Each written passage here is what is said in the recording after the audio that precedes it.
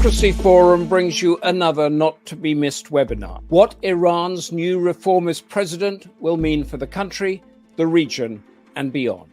In June this year, following the death of Ibrahim Raisi, Iranians went to the polls and elected the reformist Massud Peshan as their new president. Yet, given Iran's strict Islamist regime, how likely is it that Peshan will be able or even willing to effect significant reform? What might change vis-a-vis women's engagement in the political process in the country's nuclear program? How will rivalries among the country's hardliners play out? As tensions with Israel escalate, what will the new leadership's regional foreign policy goals be? And with elections looming in the United States, what are the prospects for rapprochement with the West? To consider these and related questions, please tune in to our August 28th debate.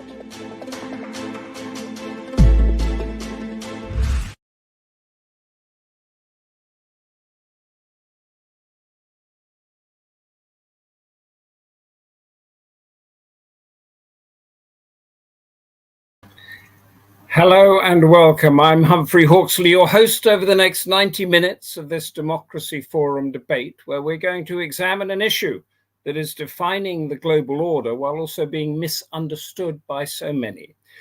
What Iran's new reformist president will mean for the country, the region, and beyond.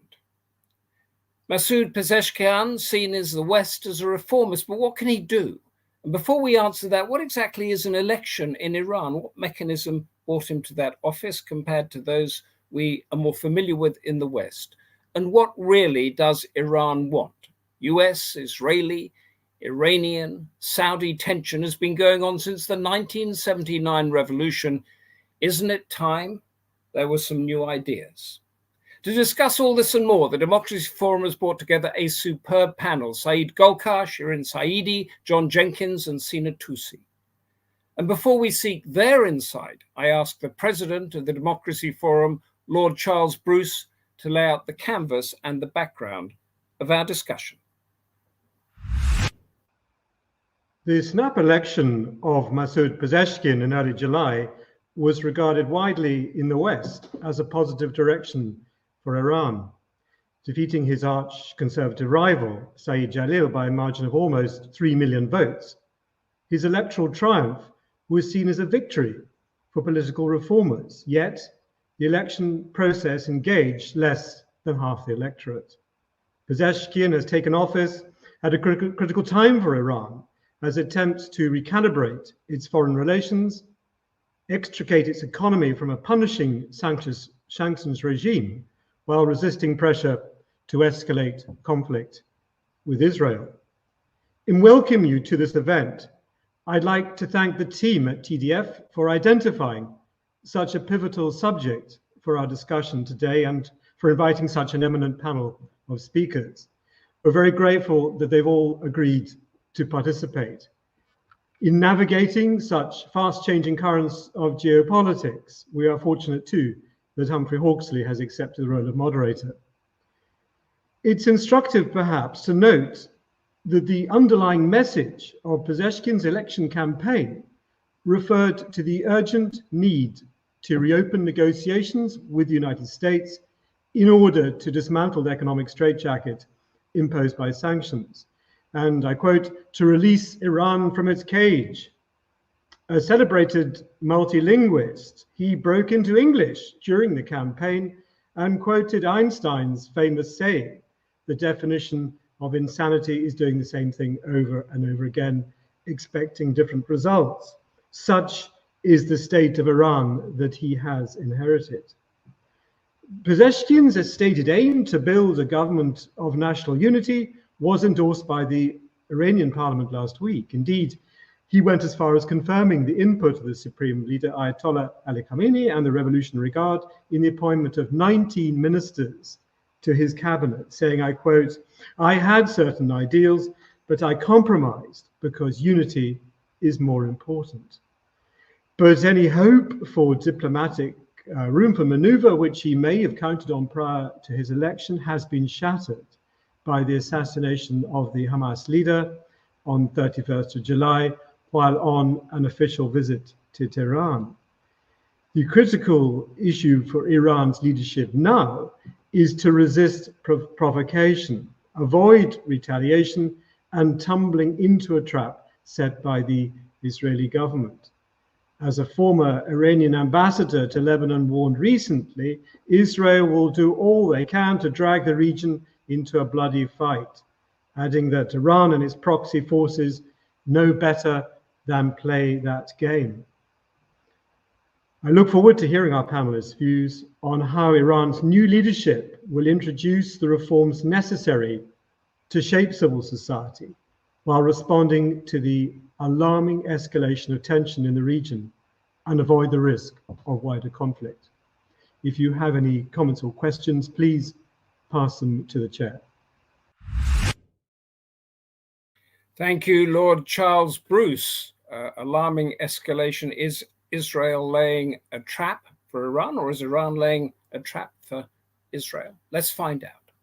Our first panelist is Dr. Saeid Golkar, Associate Professor of Political Science at the University of Tennessee and a Senior Fellow at the Tony Blair Institute for Global Change. He got his doctorate in political science from Tehran University in 2008 before moving to the US in 2010, and he's taught at Stanford University and other academic institutions. He's going to explain how the new president slots into Iran's power bloc, such as the Supreme Leader and the Revolutionary Guard. Saeid Golkar, explain that jigsaw puzzle to us, please. Thank you, Humphrey, and thanks for inviting me.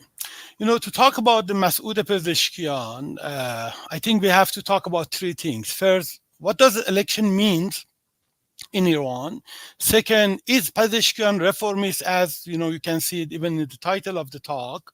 And the third, if Peshan is a reformist, can he achieve his goal to reform the system? And what the reform means for Peshan from the Peshan point of view.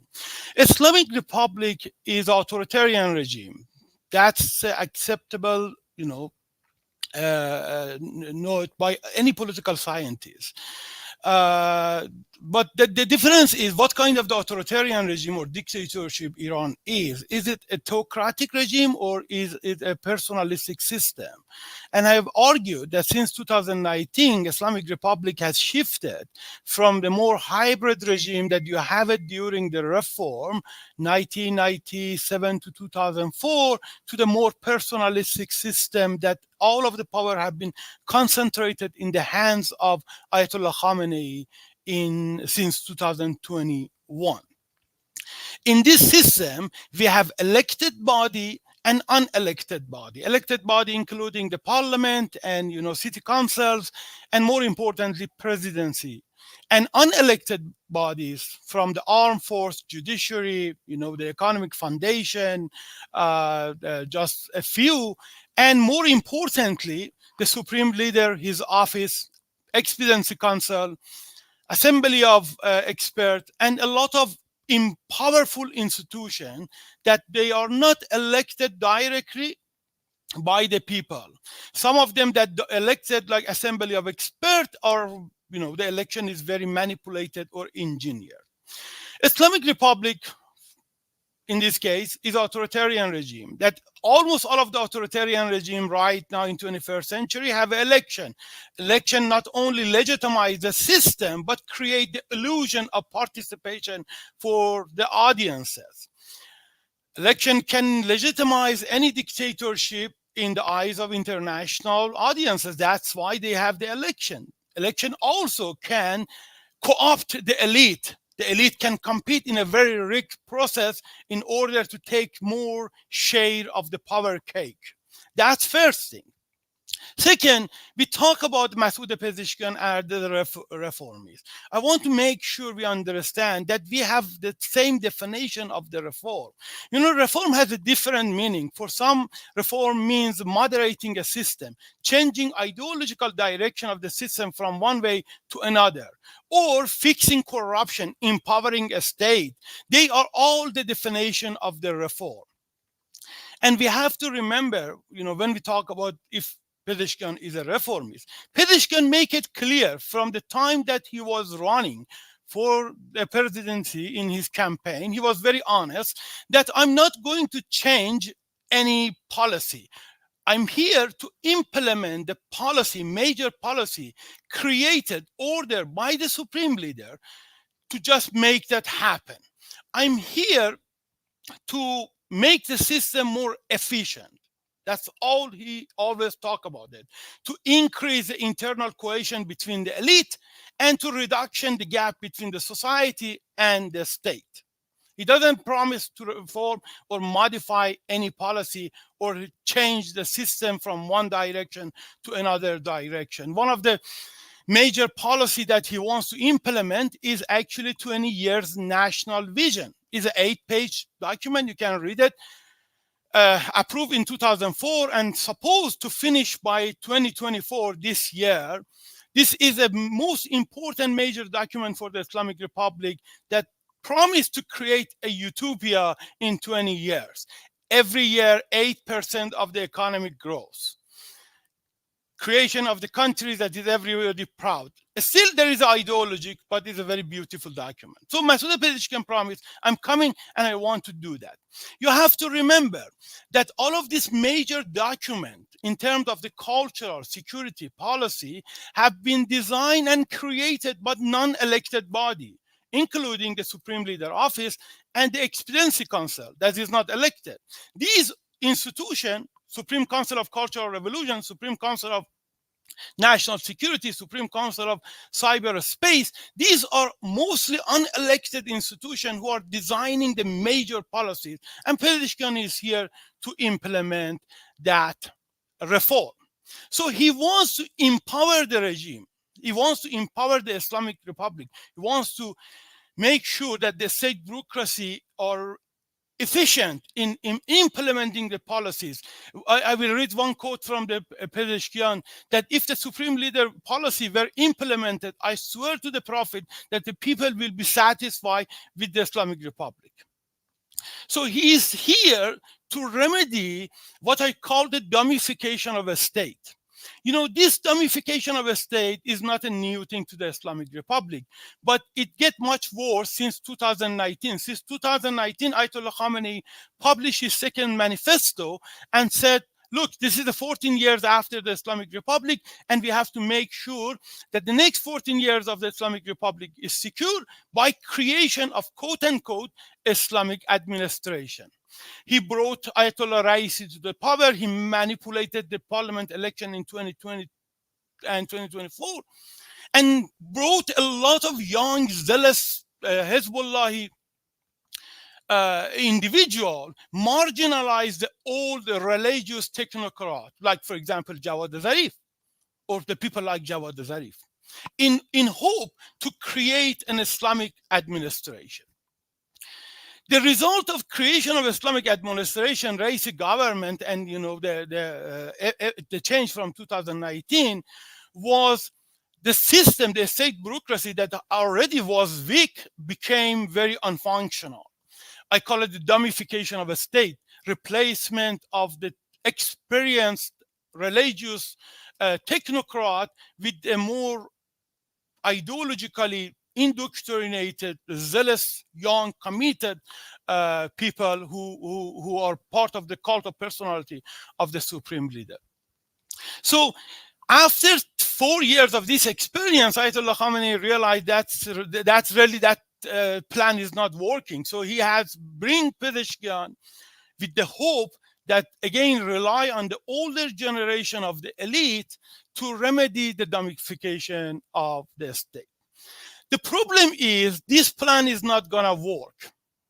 Even, that Pezeshkian is not, I have make it in other writing clear that the Pezeshkian is not a reformist with what the Western believe or think that he's a Gorbachev, is going to, get rid of the ideology of the system and then try to bring a lot of structural change or transformation. Not we did that with the definition of empowering. Yes, Pezeshkian is a reformist. He wants to make sure the regime is more, Islamic Republic is more efficient.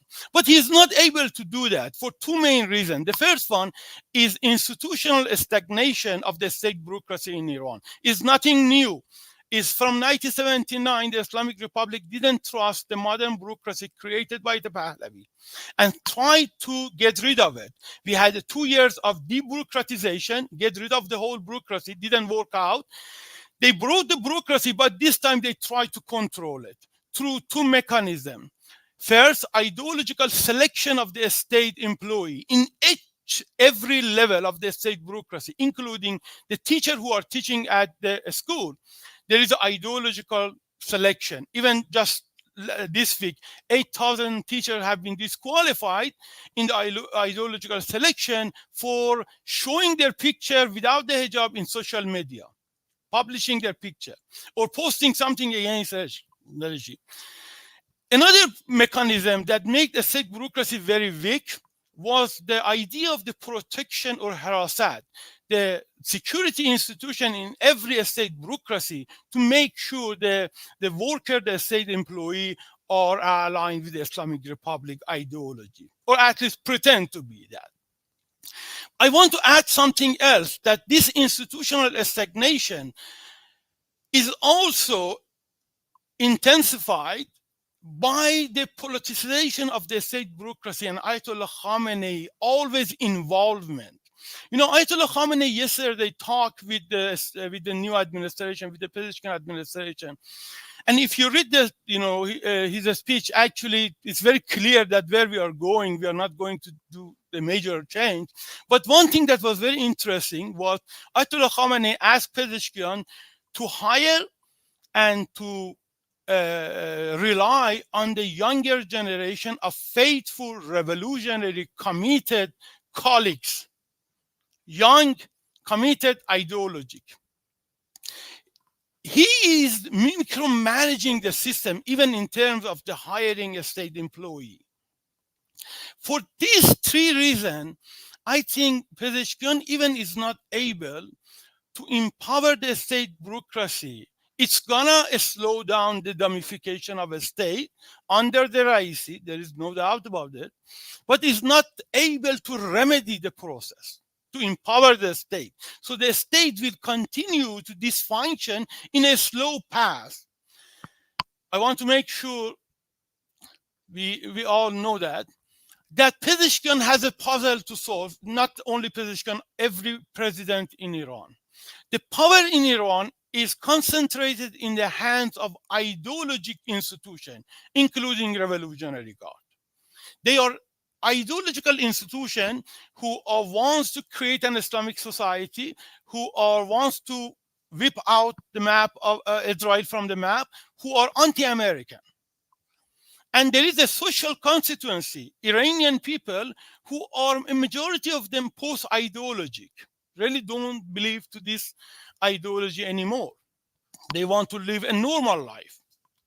Pezeshkian, if support the Iranian people, will lose the support of powerful institutions, including the Supreme Leader and IRGC. If support the IRGC, their demand in terms of the economy, in terms of the ideology, is already losing the people of Iranian people.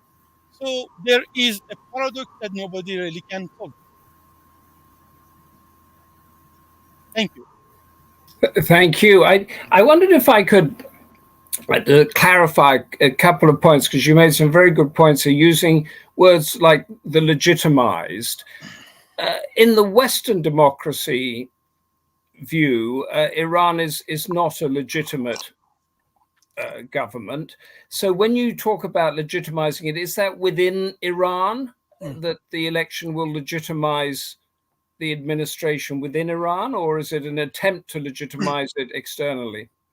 Legitimacy of the system actually come from the different sources. From the law, for example, if they are coming based on the law, they are legitimate. In the West, usually when we talk about the legitimization, we are talking about the law.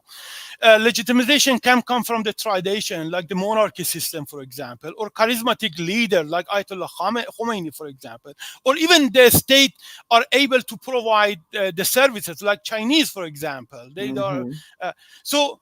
To what extent Iranian and outside international audience thinks Islamic Republic is a legitimate system? For both of them, they try to show that there is an election. This election is not fair, is not free, is heavily manipulated.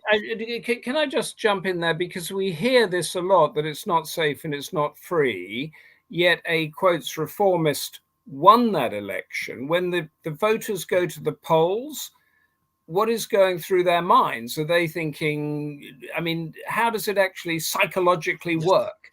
The election needs two elements. First, competition, and then participation.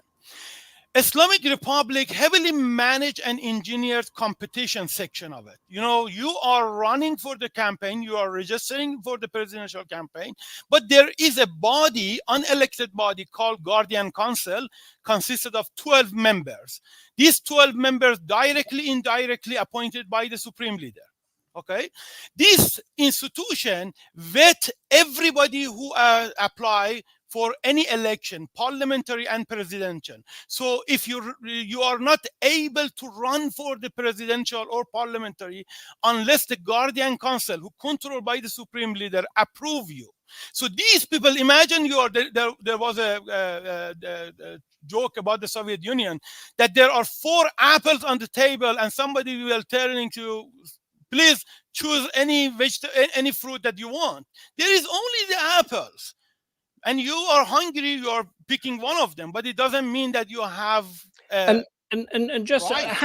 How much debate is there amongst those non-elected institutions that you say? How much genuine debate is there? The sort of debate that we have more openly here, and in China that is behind closed doors, that get high-speed rails built or get ports built and that sort of thing. How much debate and how much genuine discussion is there in Iran?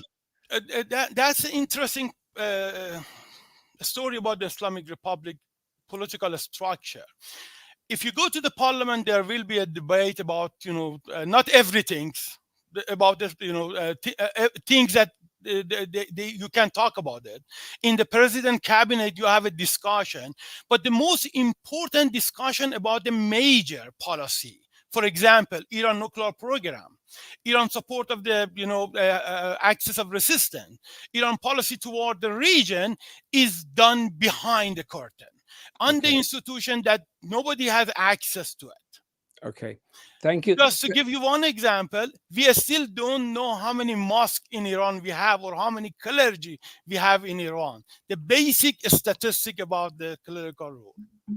Saeid Golkar, thank you very much for that. Stay with us, because I'm going to come back to you and the others with questions that are coming in from the audience. We're moving on now to Shirin Saeidi from the University of Arkansas and director of the King Fahd Center for Middle East Studies. She has published numerous articles, and her latest book is Women and the Islamic Republic: How Gendered Citizenship Conditions the Iranian State. And she is going to shed a spotlight on women's role in the recent election and generally their struggle within Iran. Shirin Saeidi, tell us what you know. Thank you. It's an honor to be on such a distinguished panel, although I disagree with most of what my dear colleague Saeid just stated. But hopefully we'll have time for discussion around that. We like disagreements. Yes, it's a debate. So I was asked to talk about what gains are possible for women under a reformist president. And I want to start off for the sake of transparency. It's important for us to ask, it depends really what we mean by gains. If the goal is to overthrow the state, the Islamic Republic, with violent tactics such as sanctions and political isolation, as platforms such as United Against the Nuclear Iran, the Blair Institute encourage, then this is not something you will be witnessing under a reformist government that believes in nonviolent approaches for political transformation. Importantly, the Iranians who decided to boycott the presidential election, and I hope we talk a bit about that, were relying on a nonviolent approach to have their voices heard.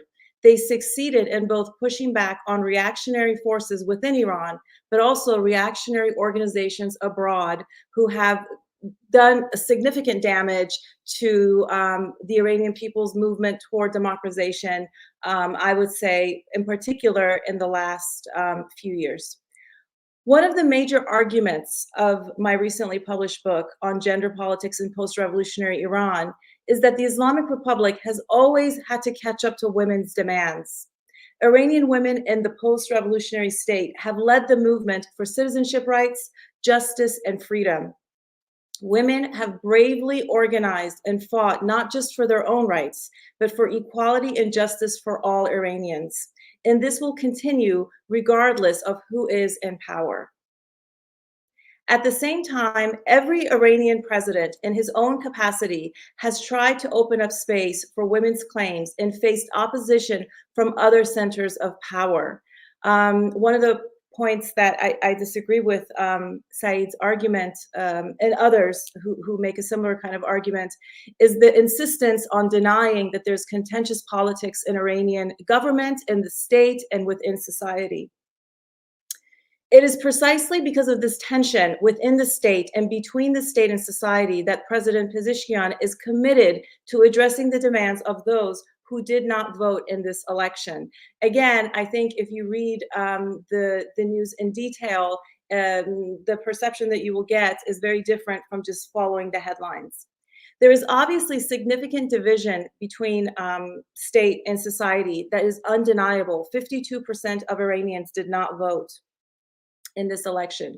We know that in Iranian politics, while presidents do not have hegemonic power, and perhaps that also holds in other states and states that are classified as democracies, it does not matter. It does matter who the president is in terms of setting the tone and lending support to civil society. Thus far, Dr. Pezeshkian has appointed Farzaneh Sadegh as Minister of Transportation and Urban Development, making her the second woman in post-revolutionary Iran to become a minister. It was no easy task to appoint a woman for such a high-level government position, a goal that former President Hassan Rouhani failed to deliver. Dr. Pezeshkian relied on the support of women in the reformist front. This is important because it points towards the transformation and remaking of political culture in the wake of the woman life freedom movement. The critical research of Mona Tajali illustrates that having women in high levels of government does support the advancement of women's rights, regardless of the kind of government and power. Dr. Pezeshkian is also one of the few political figures in Iran who voiced solidarity with protesters following the death in custody of Mahsa Amini, long before he became a presidential candidate. Recently, he explicitly called for state and local procedures to be implemented that give women equal opportunities. As far as I know, he is the only president in post-1979 Iran to have suggested such a policy line. For these reasons and others that I hope we discuss shortly, I believe there is reason to be hopeful. And as a political scientist, I believe in politics. I believe in the possibility of negotiation, of diplomacy, and of talking through differences and conflicts. Thank you. Thank you very much. You mentioned, I want to go a little deeper on the impression behind the headlines. So the headlines are saying one thing, and you touched on it briefly. What is underneath it that we're missing? Make the underneath the headline. Sure. I think what's important to keep in mind is that Dr. Pezeshkian has intentionally framed his presidency around moving back to the center. So his presidency is not one for overthrowing the regime. He is refusing to participate and collaborate with elements within the reformist movement that have in the past moved very quickly and had radical demands. He is trying to bring on board the more conservative and radical factions within the state who oftentimes undermine the possibility for negotiation and a deal between Iran and the United States and other things. Women's rights, for instance, is another topic.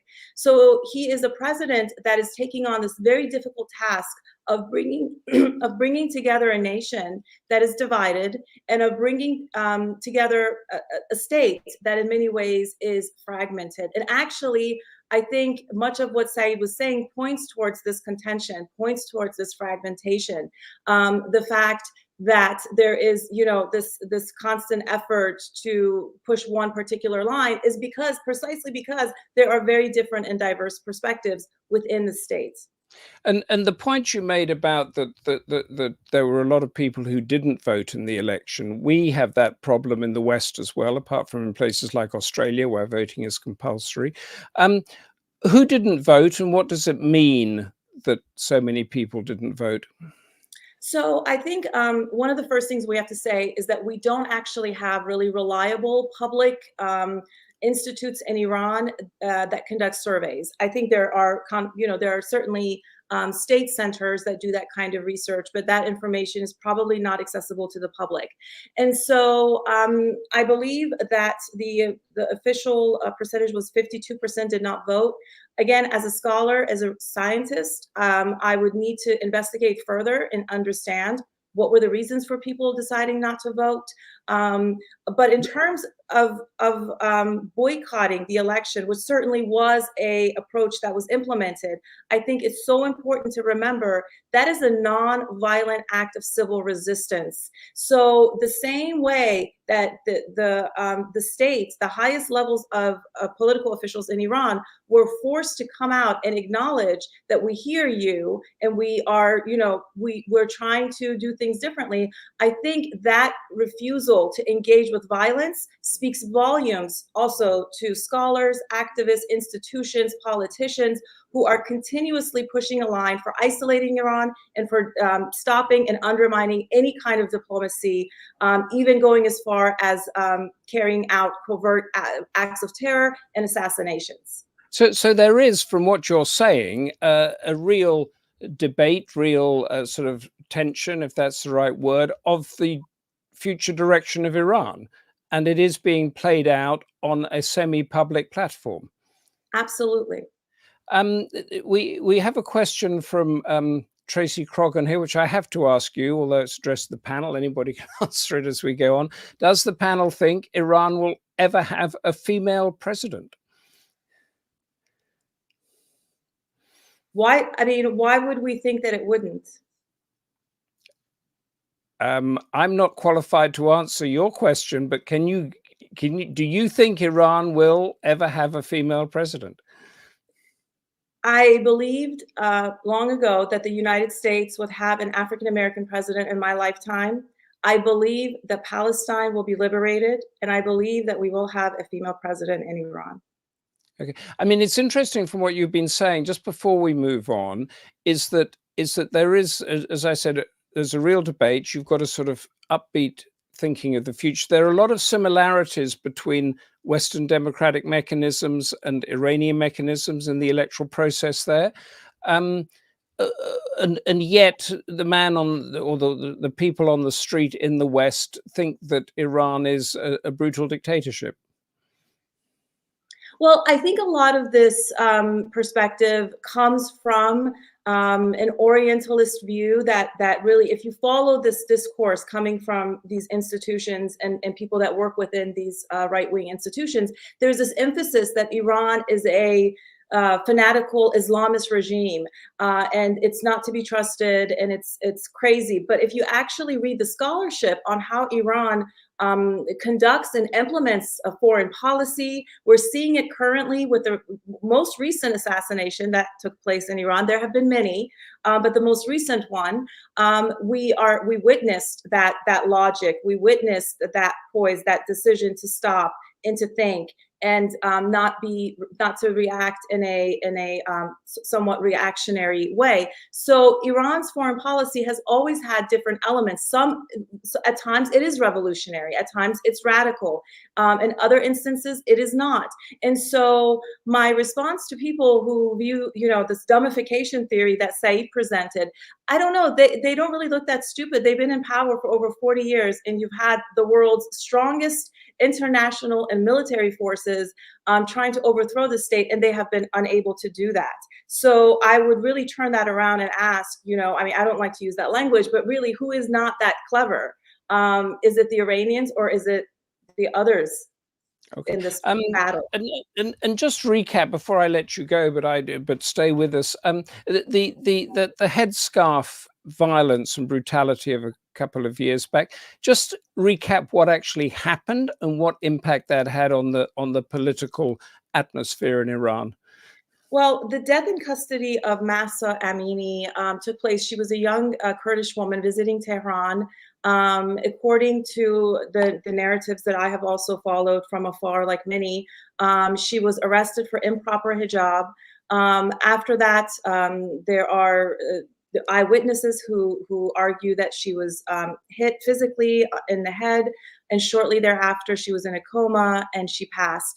But I think it's important to remember that for the last 40 plus years, Iranian women have resisted mandatory hijab. Women from secular perspective, I have met, all the way to women in high levels of government, disagree with mandatory Islamic hijab. This is now, for some time, even the last time I was doing research in Iran in 2014, this was a debate that you heard within pro-regime activists. You heard within what Saeid called the Hezbollahis, this idea that that women should not be forced to do this, that it's very damaging. And it's not only about taking their right away to dress how they wish, it comes with lots of other psychological, emotional trauma that women experience. And so I think that moment needs to be seen within a larger context of resistance, of nonviolent resistance. It needs to be understood in a time when Iran was in decline economically, after President Trump pulled out of negotiations with Iran. And that gave power to the more conservative factions, who were then able to marginalize and eliminate voices that they disagreed with. And this is just a fact. This is not a talking point. If you actually read about authoritarianism and the scholarship on that broad field, this is how it works, that those more democratic voices that care about international institutions, that want to follow international law, are marginalized in those moments. Thank you very much, Shirin. Saeidi, thank you for that. And stay with us, and we move on to expand our debate and discussion toward the wider Middle East. Sir John Jenkins is with Britain's Policy Exchange think tank and the Middle East Centre for Geopolitics at Cambridge University. He is a former diplomat, and he's had postings as ambassador and other roles in Abu Dhabi, Kuwait, Jerusalem, Syria, Libya, Saudi Arabia, and Iraq. So if anyone knows about the regional dynamics, it's our next panelist. We've learned about the jigsaw within Iran itself. John Jenkins, how does it work in the region? Thanks, Humphrey. Can you hear me all right? Yes, we can. Fantastic. I'm always reluctant to say I know stuff about the Middle East, because it always sounds, to quote our last speaker, a bit Orientalist. But I know what I think about the Middle East and this particular issue. And there are two, when we think about Iran and the region, we're thinking about Iran essentially in the Gulf, in what I still call the Greater Levant, which is Lebanon, Syria, and Iraq. And then, of course, there's the issue of Israel and Palestine, which has become particularly acute in the last 10 months because of Gaza. And some of this is conditioned by simple facts of geography and demographics. The total population of the GCC is probably around, 25 million, 26 million, 27 million maybe. The population of Iran is around 80 million. The land area of Iran is vast. Iran, in many ways, connects Central Asia, South Asia, the Caucasus, the Gulf, and the Near and Middle East together. It's a hinge power in a way Gulf states actually aren't. And it has a range of geographical and demographic possibilities and powers that they've never possessed. So the relationship with the Gulf has always been uneasy. Even under the Shah, it was uneasy, especially during the 1970s when successive US administrations thought that the Shah could act as a proxy in the security system of the Gulf. But it became more acute after 79, clearly. The Gulf states thought themselves directly threatened, with reason, by the revolution, partly because the revolution, and it's effectively enshrined in the constitution, reserved for itself the right to support the Mustadafin around the world, particularly in the region, which led to support for various dissident, sometimes violent groups in Bahrain, in the eastern province of Saudi Arabia, and in Kuwait. There were massive riots in Kuwait in 1979, 1980, around a mosque in Sharq, which was one of the main Shia centers in Iraq. And of course, a lot of the Gulf states have Shia communities themselves. These Shia communities are variegated, and they follow different maraja, different sources of emulation, often in Najaf rather than in Iran itself, in Qum or in Mashhad. And this would have made the Gulf states nervous anyway, irrespective of the Iranian regime, the new Iranian regime after 79 revolutionary impulses. And I was talking, if you talk to Gulf, to senior Gulf officials, Gulf leaders, even now, they'll talk about those days. And they think that the threat from Iran, the threat of subversion, the threat of the alienation of elements in the Shia population has not gone away. I think what we've seen, but there have been stages. I mean, Shirin said, I mean, it's not this. The Saudis in particular liked Rafsanjani because they thought Rafsanjani was a pragmatist. King Abdullah used to say, you know, I miss Rafsanjani, he was my friend, because he thought you could do deals with Rafsanjani. In a way, that sort of period was a different period to the one we're facing now. And I think one of the things that has conditioned the most recent period has, of course, been the more acute nature of the Israel-Palestine issue and the conflict. And of course, that has been particularly heightened by what happened after 7 October last year in Gaza. In addition to this, the Gulf states look at Iraq and Syria and Lebanon, and they see essentially 3 countries that are majority-owned subsidiaries of the IRGC. And it is the IRGC which promotes Iranian policy in those countries. In Syria, Iraq, and Lebanon, Iranian ambassadors are characteristically members of the IRGC, former officers and so forth. And it is this, and the person who visits, the person who used to visit Iraq and Syria and Lebanon most often from Iran, of course, was Qasem Soleimani. Now it's Ismail Qaani. And they've sponsored the growth of militias, of sub-state militias, sub-state actors in Lebanon with Hezbollah, in Syria with the various groups that support the Assad regime, including the Fatimiyun, the Zainabiyun, and spectacularly in Iraq since 2003. I mean, Iran was a major winner from the invasion of Iraq in 2003. And then, of course, you have the issue of the Houthis in Yemen, which is a direct threat to the Saudi heartland. So this sense of nervousness, this sense of unease, this sense of threat is acute and remains acute in the Gulf. There have been periods when it's been less acute.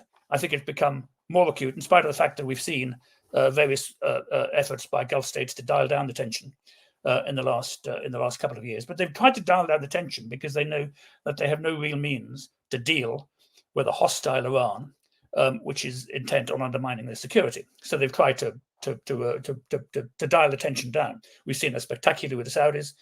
That happened really after the attacks in 2019 on Al-Qaik and Al-Kharais, the oil installations, Aramco oil installations there, which were claimed by the Houthis, but almost certainly came from southern Iraq, directed by the IRGC and carried out by contractors from the various Iraqi militias. And this was a deliberate threat, as was then the subsequent attack on Abu Dhabi airport, on Dubai, and so forth. So there's a set of messages which were being sent by Iran to the Gulf states, was that the Gulf states were open to attack from Iran. And of course, the Gulf states then noticed the reaction of the United States to this, and they thought the United States had left them in the lurch, which is one of the reasons the Saudis then sought to warm up relations with Iran. The returning ambassador, they've said they'll invest in the Iranian economy, something I believe when I see it, but it's a message.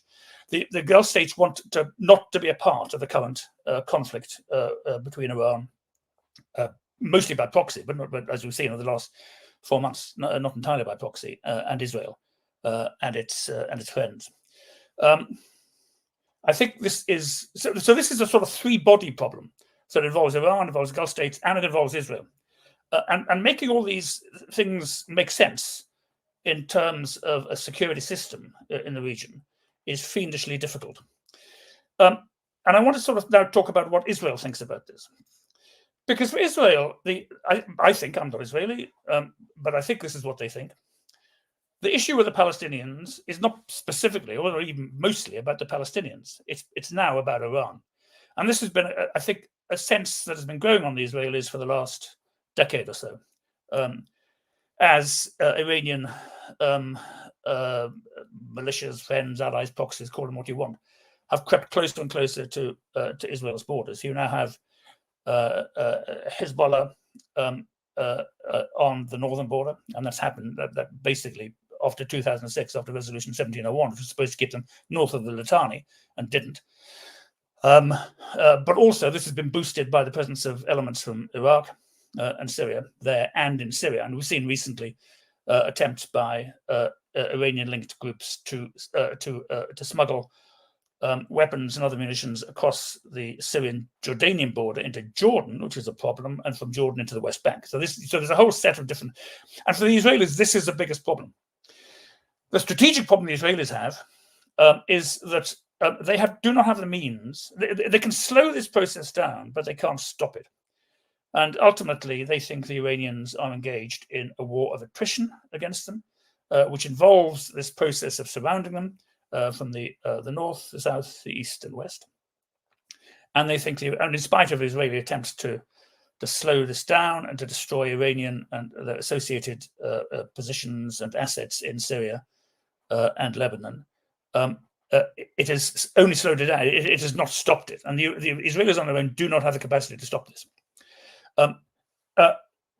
Which means they think, and I think this is what Shirin was talking about, the Iranian response to the assassination of Haniyeh. We saw the Hezbollah response.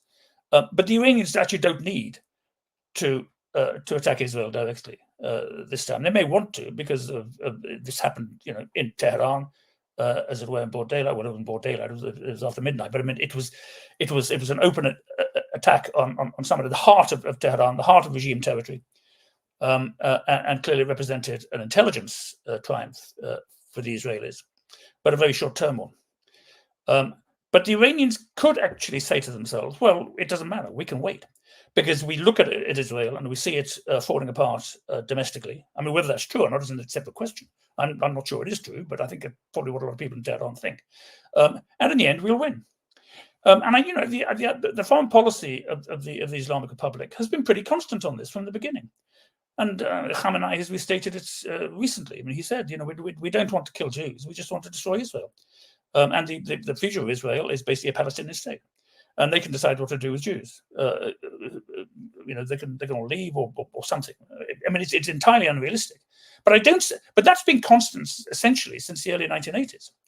And if I'm Israel, the idea that I wouldn't take that seriously, or I think, well, there's other stuff going on behind it, seems to me an absolutely ludicrous position to take. And what's happened in the Gulf is because they think, and this is an interesting conundrum for the US administration, in terms of what it does about Israel. People talk about in the US administration needing to put pressure on Israel to bring the Gaza conflict to an end. The problem for the United States is if you want to do this, you need to bring pressure on Israel to allow a settlement of the Gaza conflict. At the same time, as making it clear to Iran that this is not a weakening of US support for Israel in general.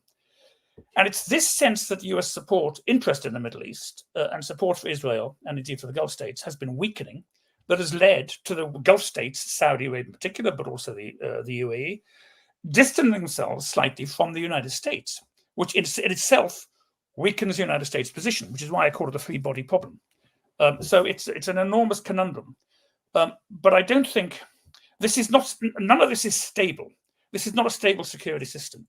I mean, at Cambridge, we have something called the Westphalia program, the new Westphalia program for the Middle East. I'm myself extremely reluctant to apply Westphalian principles to the Middle East because I don't think it's the sort of system we had in Europe in 1648. It's an unbalanced, unstable system, and that seems to me to be absolutely structural.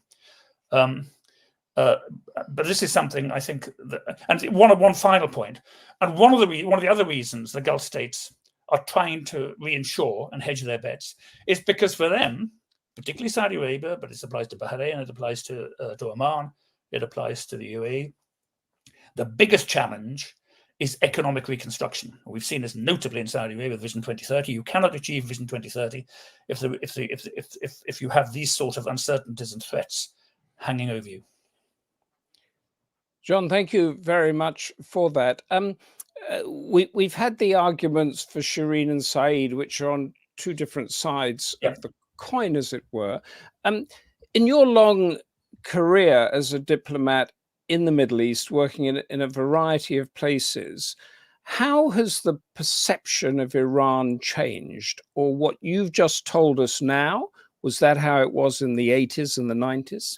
The 80s was very difficult, certainly until 86. I mean, you had the office, whatever it's called, the Office for the Export of the Revolution under Ayatollah Montazeri in the early 1980s, which was derailed actually by the arms, the Contra arms scandal, the famous cake. Yes. But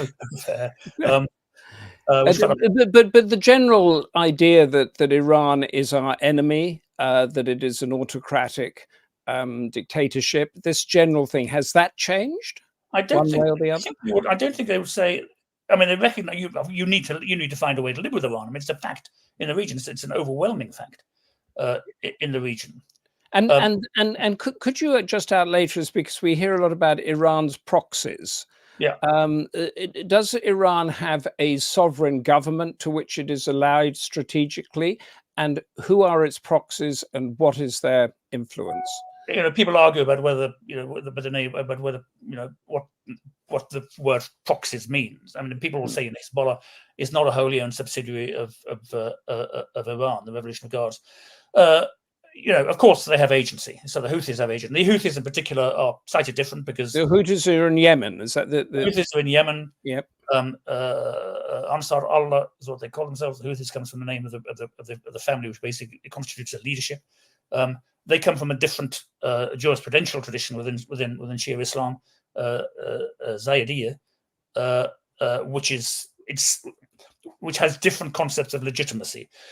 But they have become aligned with Iranian aims, partly because they themselves want to establish some sort of, I mean, I hate to say it's not exactly theocratic, but some sort of Shia or Saeidi stroke 12er Shia. 12er Shia is what the Iranians are.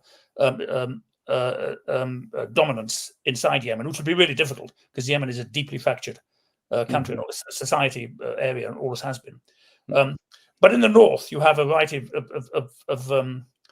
of groups and militias, which were essentially constructed on the Lebanese Hezbollah model. Lebanese Hezbollah comes into so Hezbollah is the main proxy. Hamas is described as a proxy. The Houthis is a proxy. Well, the Houthis, Hezbollah, and the Iraqi militias share an ideology, and that ideology essentially is a Khomeiniist ideology.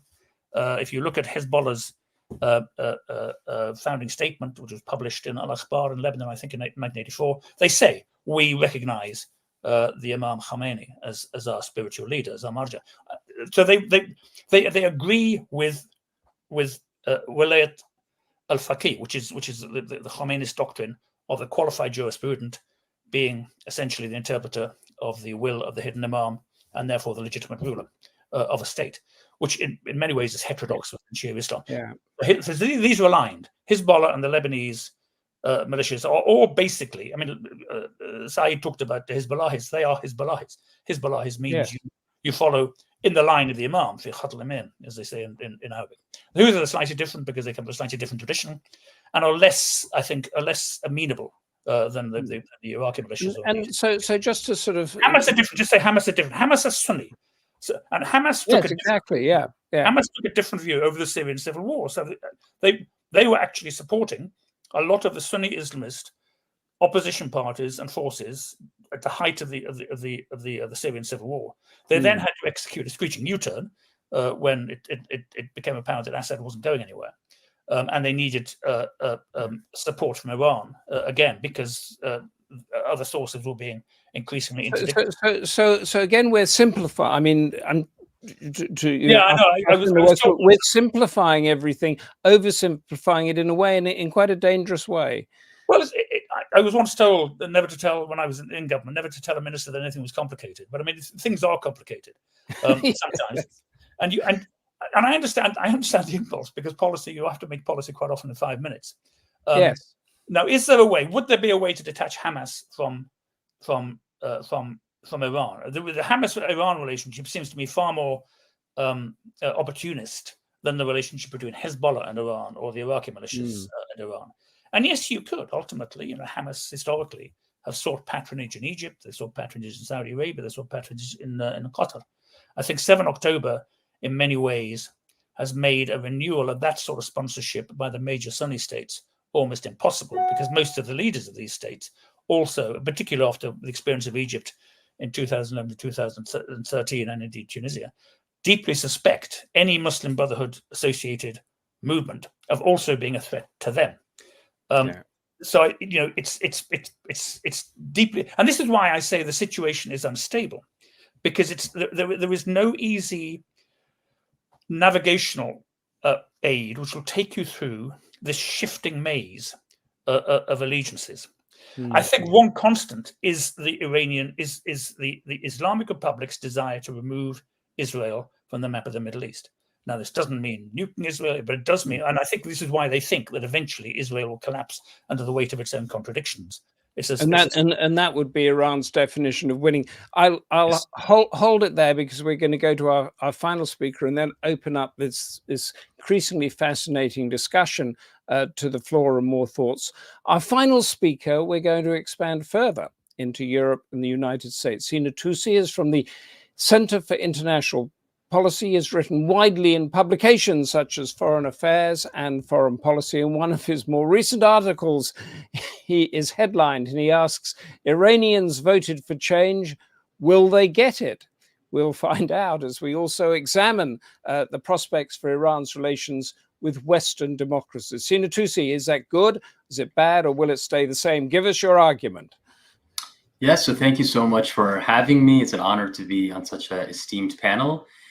So on this question on prospects for Iran's relations with the West and Europe and America and Pezeshkian, there's been many important indicators to keep track of.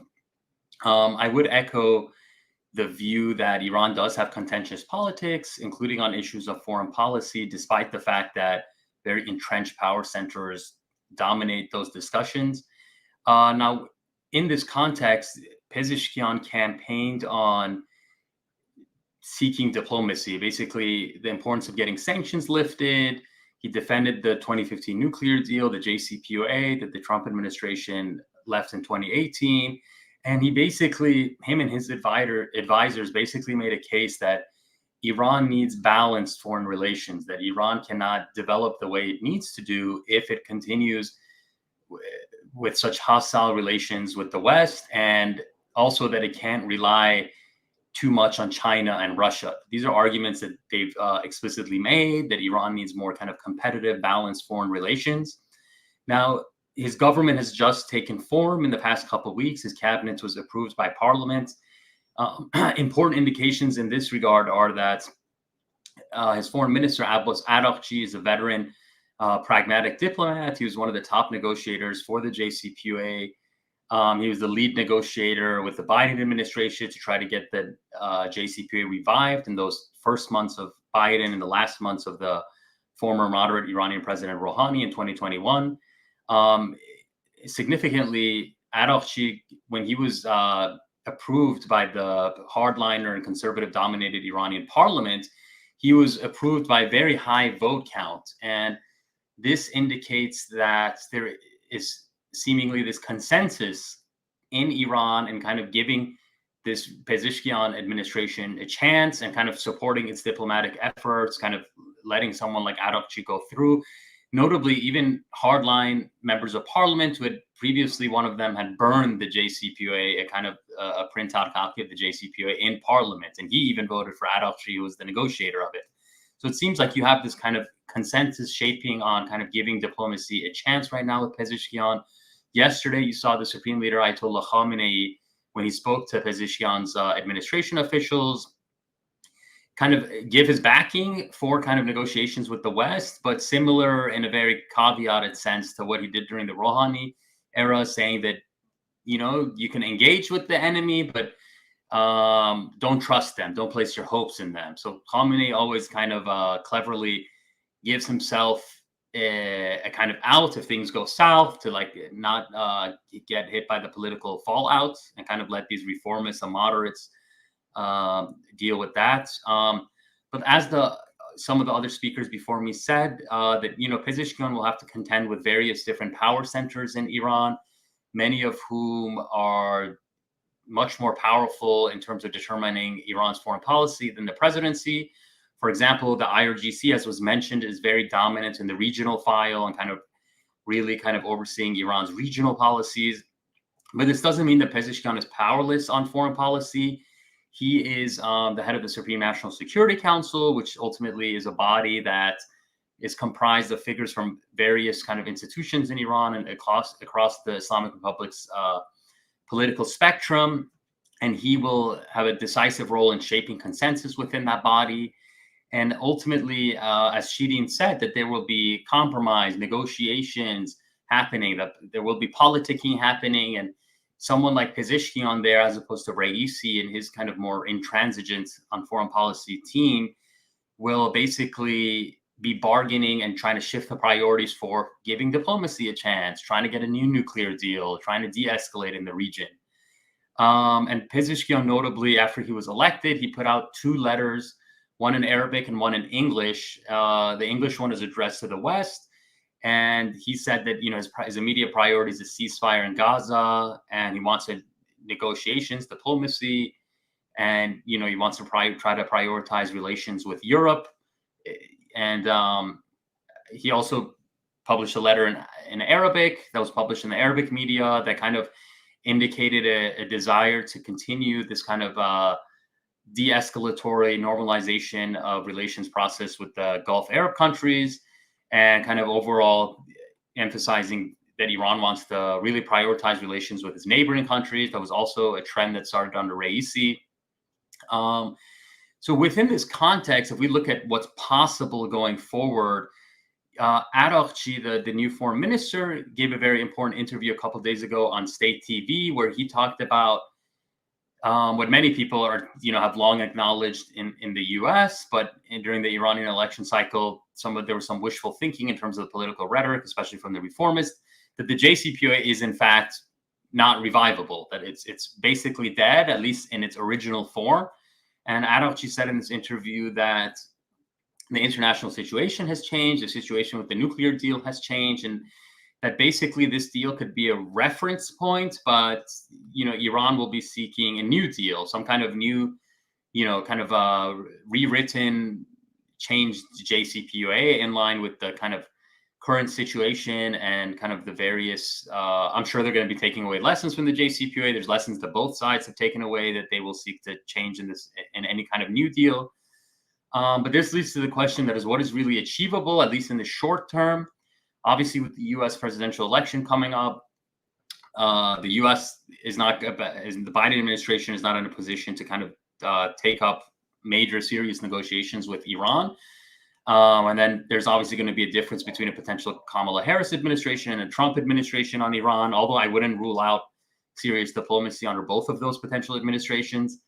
But in the short term, what is achievable that we have in the month of September, the upcoming UN General Assembly, which could be a platform for kind of negotiations on the sidelines, and also the IAEA, the International Atomic Energy Agency, which is charged with monitoring Iran's nuclear program and has censured Iran in a resolution in June over non-compliance with its safeguard standards on its nuclear program with the agency, that they're going to have another Board of Governors meeting in September, which things could really come to a head. So I think in terms of diplomatic de-escalation in the short term, before the US election, there could be potentially some kind of compromise with the IAEA and Iran. This will be an important signal from the Pezeshkian government to show that they're serious, that they're willing to kind of increase transparency. You know, that's the low-hanging fruit for them in terms of concessions. from the US side, potentially just before the October 7th Hamas attack on Israel, the US and Iran actually had a kind of very somewhat low profile de-escalatory agreement that involved $6 billion of frozen Iranian assets in South Korea being moved to Qatar. And the idea was to make this money, this Iranian money, available for humanitarian purchases and going through a very stringent due diligence process. And in return, Iran was actually upping its cooperation with the IAEA at the time, and it was freezing some of the expansion of its nuclear program, including its accumulation of 60% enriched uranium. And notably, and I think this is very key to when it comes to seeing what's going to happen, what's potential for a future deal, is that for the first time, the Iranians agreed in this 2023 de-escalation agreement to link the nuclear issue with regional de-escalation. So they actually reached an agreement to really pause a lot of these attacks by Iranian allied groups in the region on U.S. interests and forces that have been ongoing since really the Soleimani assassination in 2020.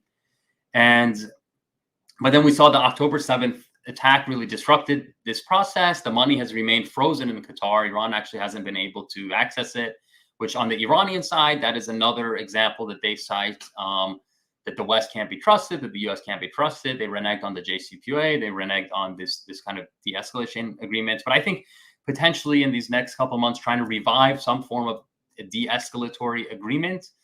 And then as we head into the future, I think that the most probable process would be some kind of reciprocal step-by-step process where each side makes concessions. The Gulf states, given their detente with Iran, could play an important role in making credible overtures of sanctions relief to Iran, ensuring trade with Iran. The Saudis and various other actors have expressed interest in increasing commercial ties with Iran. If they are, wedded to this idea of improving relations and kind of coming to terms with Iran, and both of these states are, that they can play an important role this time, unlike in 2015, in kind of fostering diplomacy. But overall, my argument would be that Pezeshkian represents a real school of thought in Iran that is more and has been more kind of pro-negotiations with the West and de-escalation, in contrast with the conservative hardline factions. And it would be foolish for the U.S. and Europe not to at least test this president and pursue kind of serious diplomatic efforts at this dangerous time in the region to de-escalate. Side of this debate, which is very interesting. A couple of points that John mentioned before, that Iran was the main beneficiary of the Iraq invasion, and then the Trump administration tore up the nuclear deal. It also tore up or the Republican administration also tore up a similar nuclear deal with North Korea back in 2003 as well. How much is the US responsible for the tension, for the fact that this problem has not got sorted in the region? Yeah, it's very interesting. I mean, oftentimes, I'm here in Washington, and oftentimes, I think mistakenly, Iran is portrayed as kind of the singular force responsible for regional instability or the problems in the Middle East, which obviously the reality is much more complicated. And really all these different actors have a major role to play in why the Middle East is in the state that it is. Interestingly, I mean, it's not just the Iraq war that ended up benefiting Iran and allowing it to make inroads and build up its allied forces there. But even when we go to the origin of Hezbollah, for example, Hezbollah was created in an atmosphere where Israel had invaded Lebanon in the early 80s, and the Shia community there was, under assault and kind of organized and created this kind of group with Iranian support to kind of resist Israeli invasion. But yeah, similarly, I mean, this is the track record with Iranian foreign policy, and its success has been really taking advantage of power vacuums, taking advantage of wars and civil conflict within the region, whether in Iraq, Lebanon, in Afghanistan. That was also the case in the 90s, and Yemen most recently. It's also the US, sitting where you are amongst the think tanks of Washington and the university belt and that sort of thing, misreading situations on the ground, isn't it? Yes, I think I'm just sort of saying, to what extent is Iran being misread, like Libya was misread, Syria misread, Iraq misread, and all the rest of it? Yeah, I think why Iran is misread and its regional foreign policy is misread, I think goes to this question of, are these groups like these wholly owned subsidiaries, as Ambassador Jenkins said, some people mention, or are these proxies, or when it comes to the Zaydis in Yemen, or the Shias in Iraq, or the Shias in Lebanon, or the Palestinians in Israel Palestine, like these are also constituencies of people who they have legitimate grievances. They're isolated from kind of the US-led regional order, and they have shared interests with Iran. It's not that they're necessarily Iran's puppets, that they're kind of this alien invention that Iran plays. But, the Houthis, if you see these rallies from Sina every Friday, they bring millions of people to the streets. Obviously the Shias in Iraq are the majority. There's divisions, obviously, but, they represent a real constituency, the Palestinians, the Shias in Lebanon. So I think a key mistake with Iran has been, this idea that it is like really the head of the octopus with all these tentacles, when in reality, it's this kind of regional order that hasn't worked to give all the stakeholders a vested interest. I mean, there has to be comparisons here to say in the 70s and 80s, the more impoverished groups that joined communist parties in Latin America and Southeast Asia, and then were seen as the enemy. But I just wanted to ask you one other very basic question, probably too simple, but let's go. Why does Iran need the destruction or the dismantling of Israel?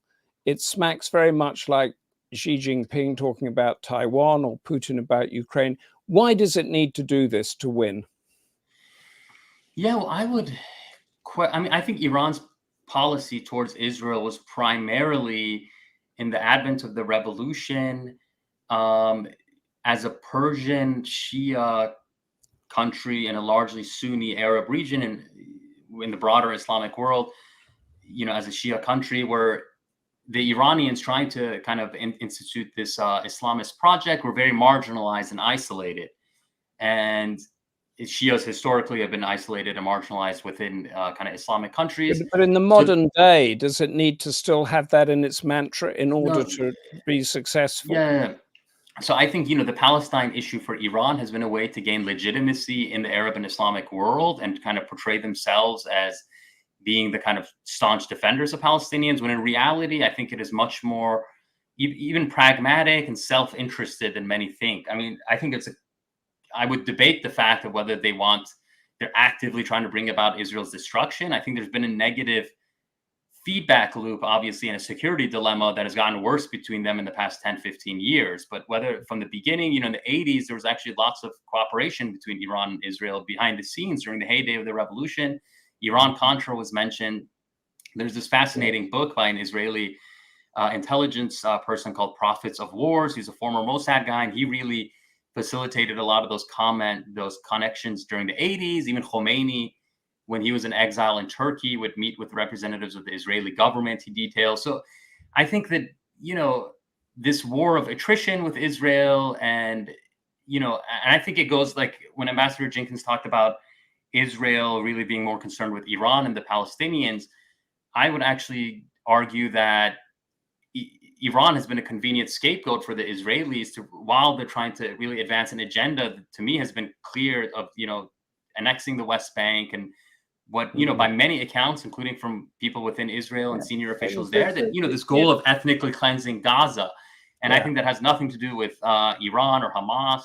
These are not targeted strikes against Hamas, which they're perfectly capable of doing like they do against Hezbollah, but they're really trying to destroy this population, and they have their own expansionist aims, to which Iran has been a convenient scapegoat. And there seems to be, thank you so much for that, because there seems to be a lot of false narratives knocking around here that I hope we're getting underneath. We have an interest. I want to open up to the whole panel now for some very quick answers on questions coming in from our audience. If we go around in the way that we began, it's about India. I'll read the questions out and then quick thoughts from you all. With the India, this is from Anand Singh Tomar. With the India-US partnership strengthening in the Indo-Pacific, how might India's foreign policy planners manage the sensitive India-US-Iran dynamic? Should Washington not acknowledge the strategic value of a strong Indian presence in Iran and across the region to counter Chinese influence and bring in a measure of stability? That is echoed, similar question by MD Ishmael. In light of good relations with both Israel and Iran, quoting the Chabahar port deal, can India help to address escalating regional tensions? Saeid, Golkar, give us a few seconds on that, and let's go around the panel on India's role, if any.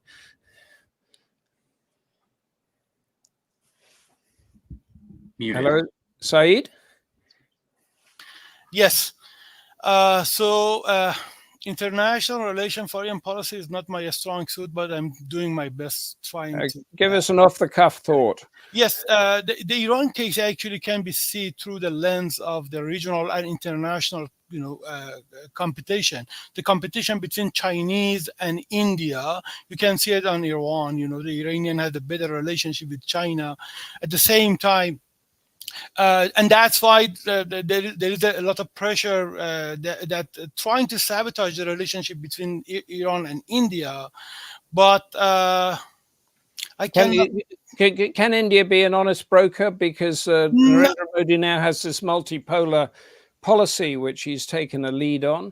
China did it actually between Iran and Saudi Arabia, but you have to remember China leverage over these two countries was huge. I'm not sure about India is able to do the same role that the China is doing. Okay, that's Shirin, Saeidi, India, can it help? Well, I think given the current situation in the Middle East and the importance of Iran to almost everything that's happening that is of concern to the United States and to the West, the more players we have that can that are well versed in talking with Western and non-Western states, because these, there are very different interests that are at play when you're talking about Iran, China, India. And so I think the more we can get countries from the non-Western world to participate in these discussions and take the lead, I would celebrate that. Why not? I mean, the way that we've been doing it thus far is not giving us the results that we want. So why not bring in new actors? John Jenkins, do you agree with that? And give us a thought on this, the multipolar world that is coming out, whereby you can have a great relationship with Russia and the US and India and China all at the same time without having to choose between one and the other. Yeah, I mean, one of the questions, at least one of the questions, I assume, is writing from India. I mean, Indian external concerns historically have been about Pakistan. They've been about Pakistan. They've been now about Bangladesh, of course, because of the deterioration of relations, and China. And I think India has seen everything else in the region through that prism. One of the reasons India wanted to finance the port development at Chabahar was, of course, because the Chinese were financing a port development at Gwadar in Pakistan. So they wanted to outflank. So I think, unless the Indians have decided that this multipolar policy means a genuine global policy, as opposed to seeing everything through the prism of its relationship with Pakistan, I think it's hard to see that India, in spite of its demographic weight, in spite of the economic weight, and all the things we know about India, can act as this sort of honest broker. And quite honestly, honest brokers are very few and far between.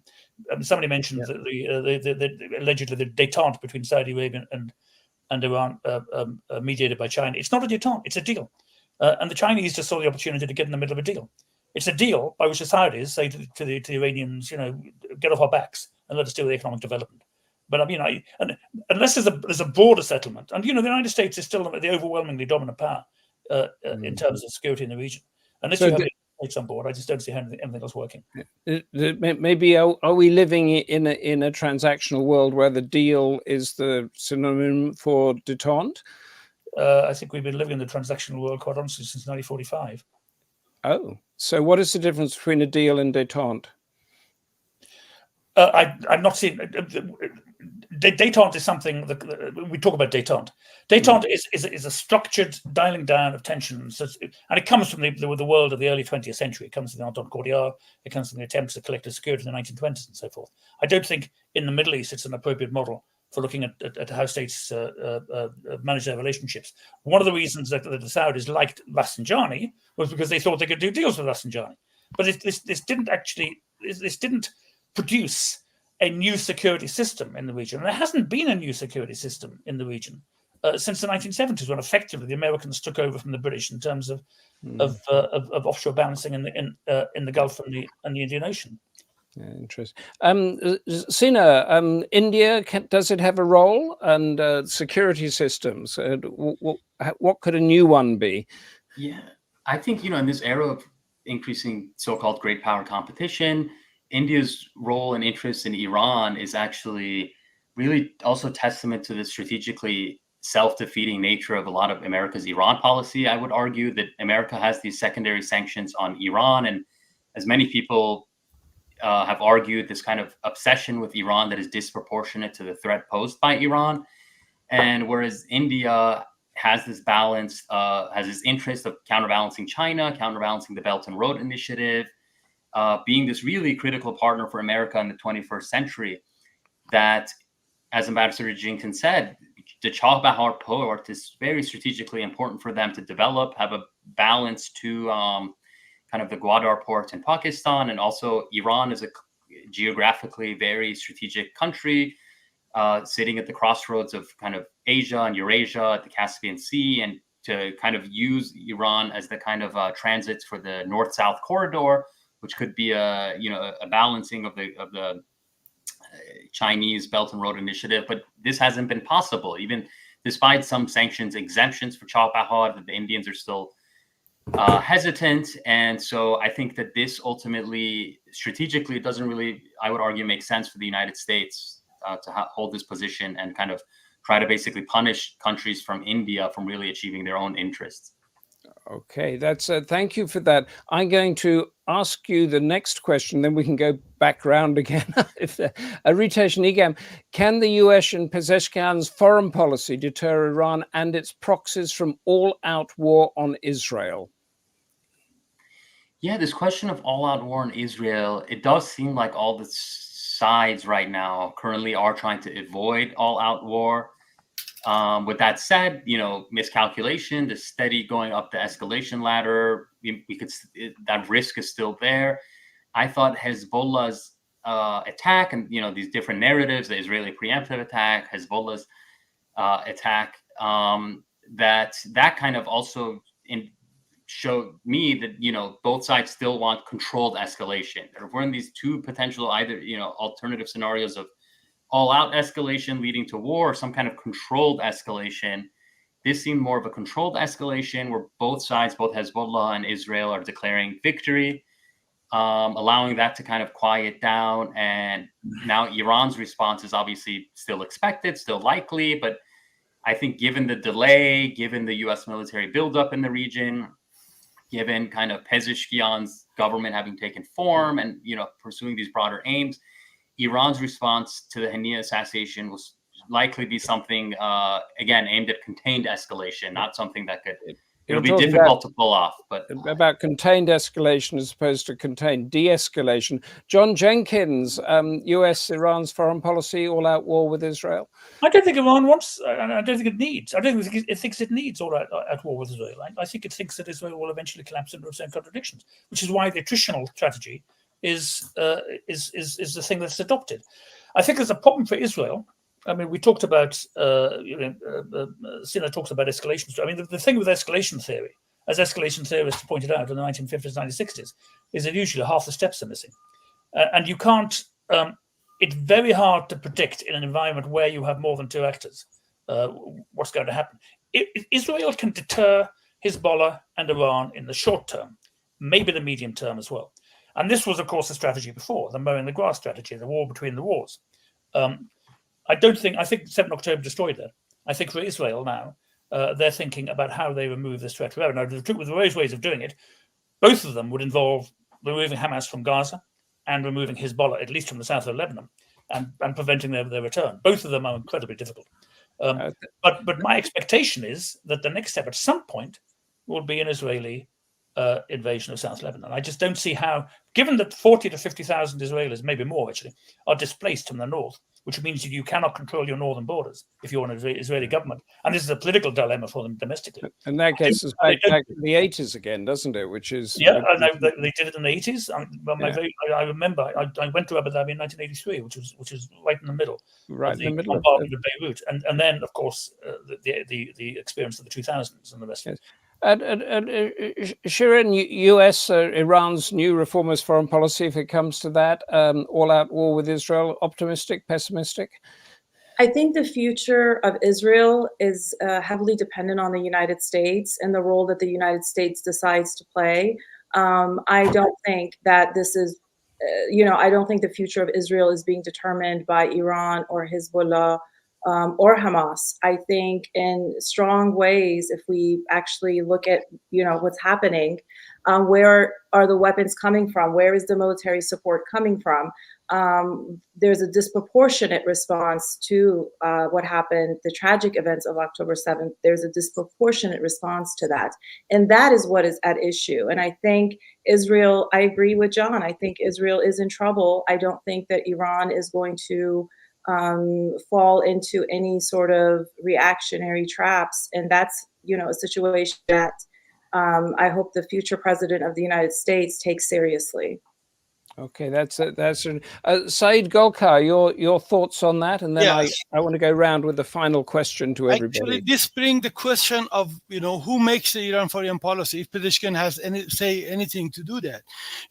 When you think about the foreign policy, like domestic policy, there are formal institutions, including foreign minister that Abbas Araghchi just became. You have a little bit informal institution, including Supreme Leader Office, and informal agent, like, for example, the individual in Hezbollah or individual in IRGC Quds Force. Pezeshkian can bring his own take. Pezeshkian is a president, wants to solve the problem of, more importantly, Iranian economy, that right now the economic growth is less than 2%, with the millions of the people unemployed. So for the Pezeshkian, de-escalation is better. But you have to remember, Pezeshkian is only one voice, and there are other voices. This brings me to the question of Sina that was trying to answer why Iran needs to destroy Israel. This is part of the Islamic Republic ideology that parallelized Islamic Republic from 1979 to now, but they are not getting rid of it. According to the Iranian constitution, supporting of the Islamic movement and liberation is mandatory job of the Islamic Republic. Ayatollah Khamenei make it clear that Israel is going to, a few years ago, is not going to see 25 years. Right now, the interpretation is how we are going to do that. I saw the interpretation among the hardliners said we have to actively do it, helping the Israel collapse. And the people who said, no, Israel will collapse like the house of the spider, gradually from the internal conflict. Okay, but we're running fast out of time. And it seems, it's very interesting. I think that from this, I've got that you have Iran has to destroy Israel. China has to retake Taiwan, and Russia has to retake Ukraine. We've got quite a dangerous world happening here. I want to give you all a final question and thought. It comes from Philip Bowman. What, if anything, can President Pezeshkian do to win over Iran's disillusioned populace since previous reformists have failed? And could you please address the topic that we have, what Iran's new reformist president will mean for the country, the region, and beyond? Just a one-line, couple of words, final thought, please. Let's begin again. Saeid, we'll begin and we'll go around that way again. I just start with what Pezeshkian said yesterday, that we need to increase the price of gas in Iran. We cannot buy the gas by dollar and send it, by subsidize. And he make a case that this is not rational and Iran economy need to cut the subsidy of the gas. Don't forget, the last time the Rouhani administration did that, there was 2019 Aban protest that the Islamic Republic killed 1,500 people. According to the official statistic by the government, 300 people in only 2 days. So Pezeshkian has a paradox, again, economic paradox. If he wants to change the Iranian economy, solve the structural problem, he needs to cut the gas subsidy. Cut the price of gas. That's let's leave it at that, because it's a very clear thought. Cut the price of gas. Shirin Saeidi. Well, I think one of the important things that Dr. Pezeshkian can do is to continue in the path of remaining in the center. I believe, again, as a professor in higher education in the United States during these difficult times, I believe that for any kind of change within institutions, it requires negotiations. And so I really respect his ability to remain in the center and not follow any of the more radical voices that might be around him, and still listening and trying to sneak in those ideas and those agendas, but in a different way than we've seen from past reformist governments. That's true. Cut the price of gas and lead from the center. John Jenkins. Yeah, I think it's the economy, stupid. I mean, ultimately, I think it's not just the economy. There's ideological issues as well. But the economy. But to do that, you have to get the IRGC out of the economy. It's a bit like Egypt. You have to get the military out of the economy in Egypt as well. It's an analogous sort of issue. Yes. So concentrate on the economy. As Sina Toossi. Yeah, I think it's very true that reformists in Iran previously have not been able to deliver the kind of change and meaningful change that a lot of Iranians are looking for. Certainly, a lot of Iranians at this point really view the Islamic Republic as unable to be reformed, as irredeemable. That contributed to the low turnout.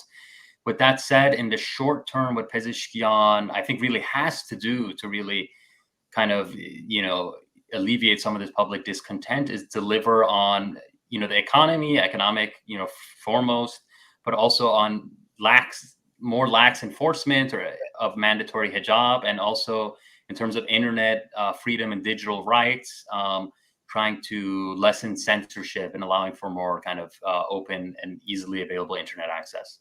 Okay, so free up society a bit, cut the price of gas, concentrate on the economy, and lead from the center. That is what Iran's new reformist president can do for the country, the region, and beyond. Thank you for a really insightful debate. Saeid Golkar, Shirin Saeidi, John Jenkins, and Sina Toossi. Thank you, Lord Charles Bruce, for setting up the scene, and for all at the Democracy Forum for making the debate happen. Please join us on September the 18th for the next Democracy Forum debate, Impact of Bangladesh's Crisis on the Region, 2 p.m. British time. Bangladesh is also the topic of September's editorial in our sister magazine, Asian Affairs, which looks more deeply into regional issues, such as we've been debating today. But until then, from all at Democracy Forum, thank you all for being here, and goodbye. Thank you.